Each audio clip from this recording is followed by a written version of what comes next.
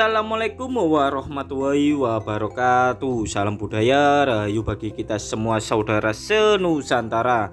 Tujuan kali ini kita berada di wilayah yang akan menjadi pusat ibu kota baru, yaitu Provinsi Jawa Selatan.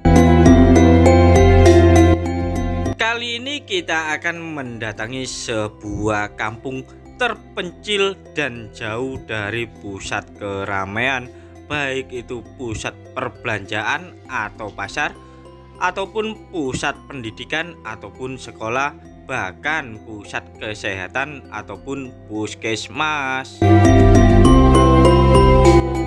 Lokasi kampung ini berada di kaki Gunung Kelut, yang mana kampung ini sering menjadi pusat lontaran-lontaran abu vulkanik dari erupsi Gunung Kelut.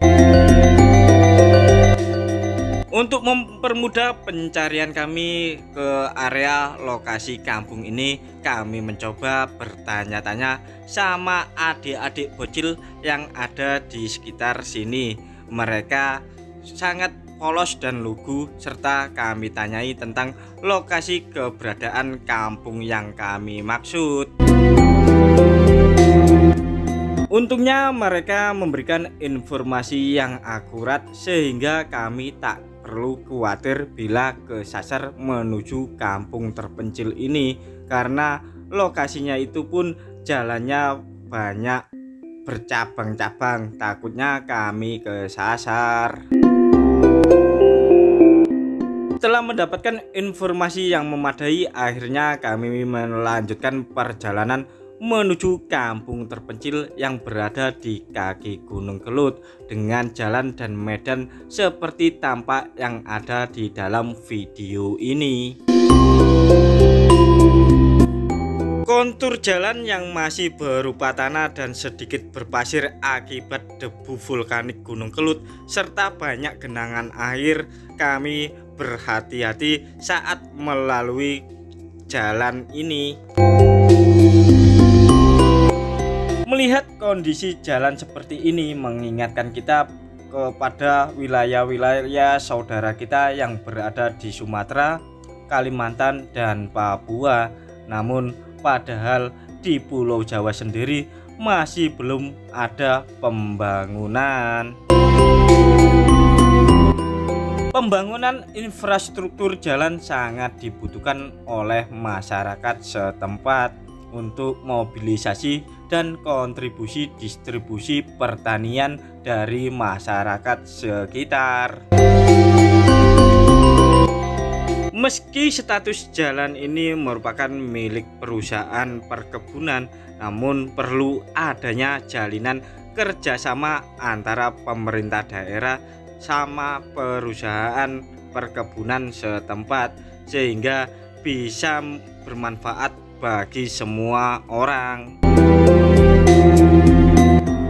Manfaat pembangunan infrastruktur jalan ini tak hanya berguna bagi masyarakat, namun berguna bagi perusahaan juga dalam melakukan distribusi pertanian oleh perkebunan mereka.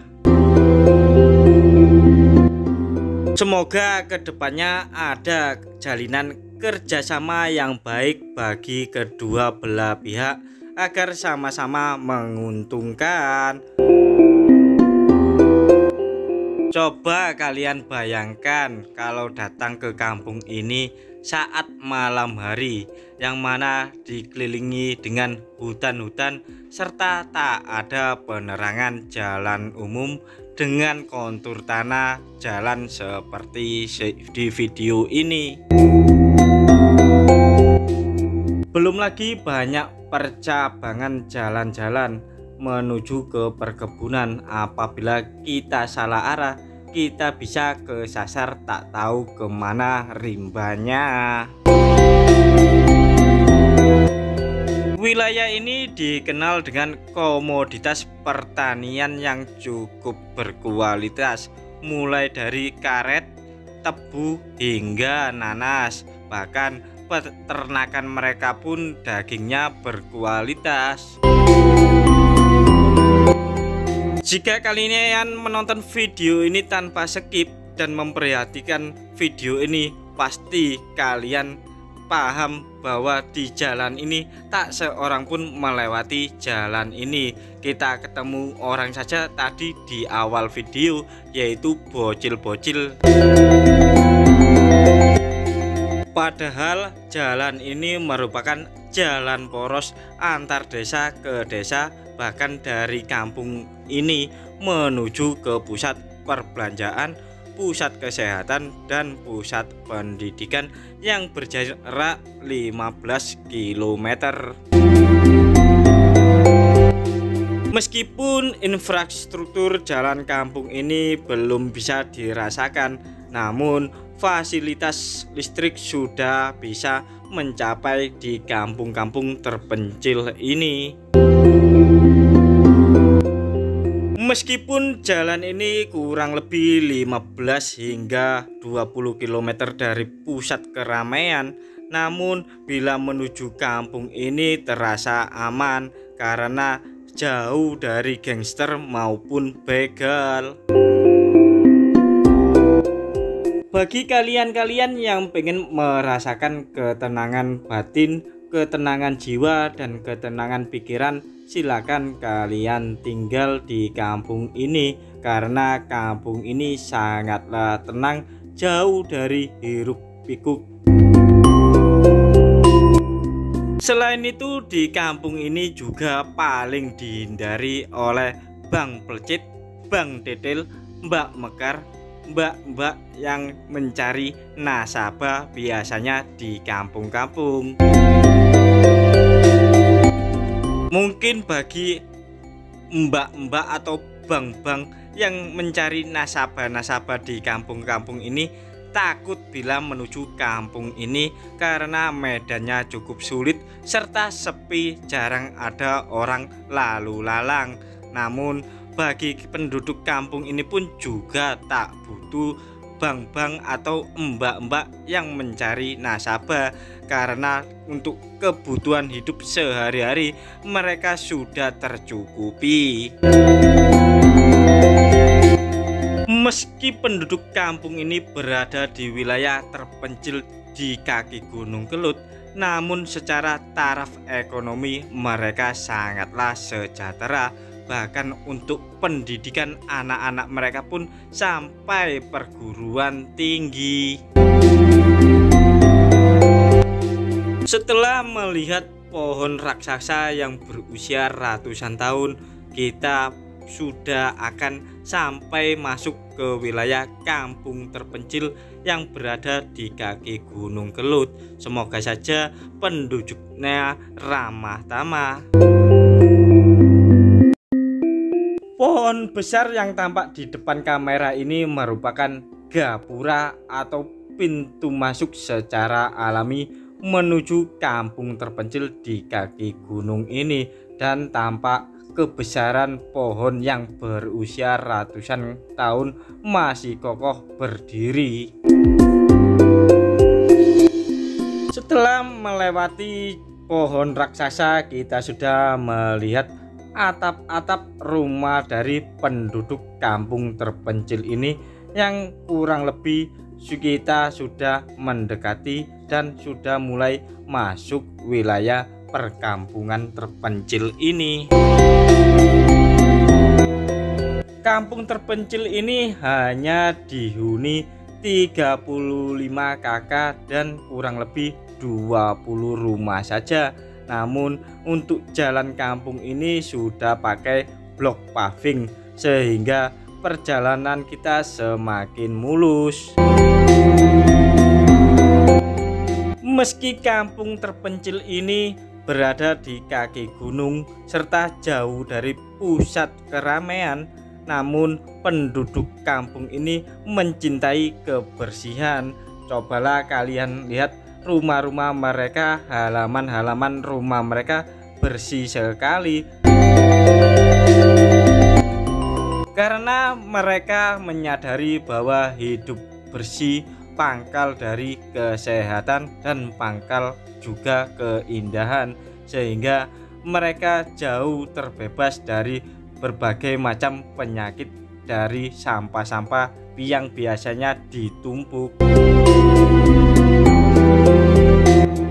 Selain itu, mereka juga menyadari bahwa jarak ke pusat kesehatan pun cukup jauh, sehingga mereka sedia payung sebelum hujan. Makanya mereka selalu menjaga kebersihan. Nah, ini tampak mamake yang ayu kinclong moblong-moblong sedang merumpi atau membicarakan kebutuhan hidup mereka, dan ada pula bapake yang sedang santai-santai setelah usai bekerja. Di kampung ini juga ada sebuah musola yang cukup tua, dan untuk sholat Jumat mereka biasanya menuju di kampung yang terdapat masjid besar. Setelah kita berkeliling di wilayah kampung ini, sudah saatnya kita bertanya-tanya sama penduduk kampung yang ada di sini, yang kurang lebih ayu, cantik, kinclong, moblong-moblong. Nah, di ujung sana kalian pasti melihat gundukan tanah yang cukup besar yang kita biasanya menyebutnya gunung, dan itulah Gunung Kelut. Dan kita sudah sampai di kampung terpencil ini.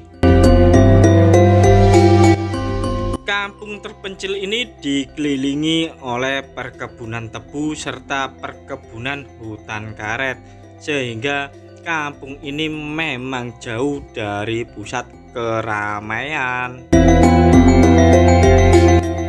Kampung ini juga dipagari dengan pohon randu serta pohon kepu, sehingga apabila ada angin kencang atau puting beliung akan aman karena terjaga oleh benteng-benteng pohon yang alami ini.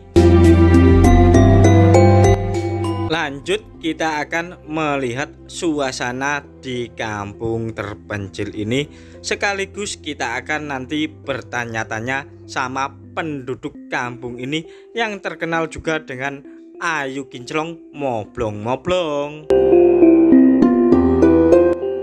Seperti pada umumnya kampung-kampung yang lain, di kampung pasti banyak bocil-bocil yang sedang bermain, dan tampak di depan tadi ada bocil-bocil yang bermain tradisional. Coba kita lihat dari dekat permainan apa yang sedang mereka lakukan.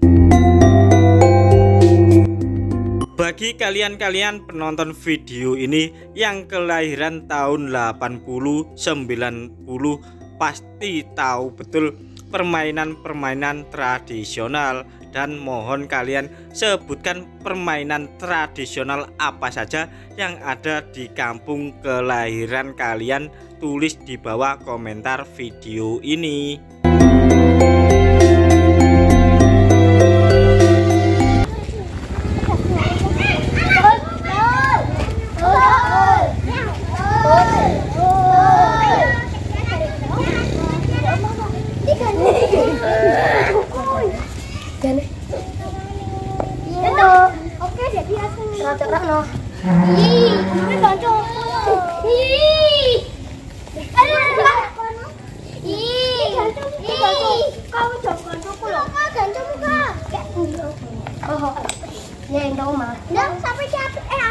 Anjir, iso anjir.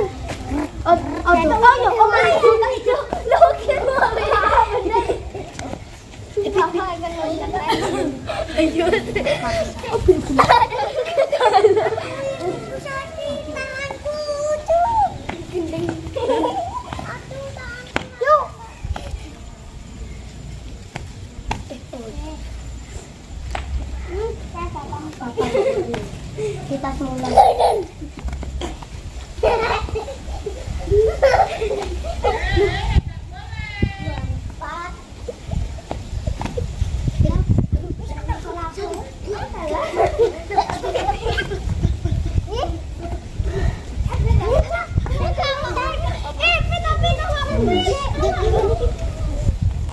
Ini permainan apa, Dik? Namanya, Dik? Hah? Apa? Engklek, begejlek.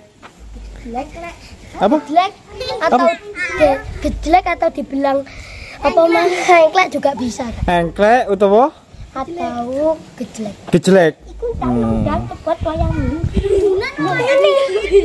Nah, ini adalah Iki kayak gini. permainan.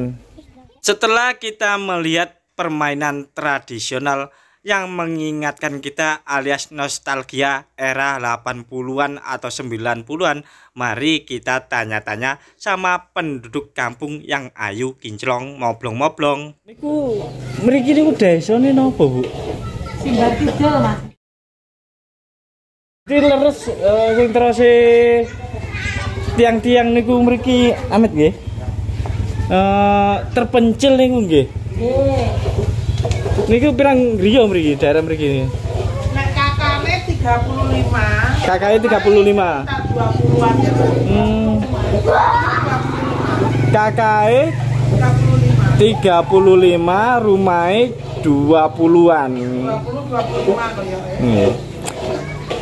Mriki nek ten peken niku teben apa celak, Bu? Aduh. Tapi kok Mas 100 kok. Wates. Nggih. Lho mboten ten mriki jengkol niki.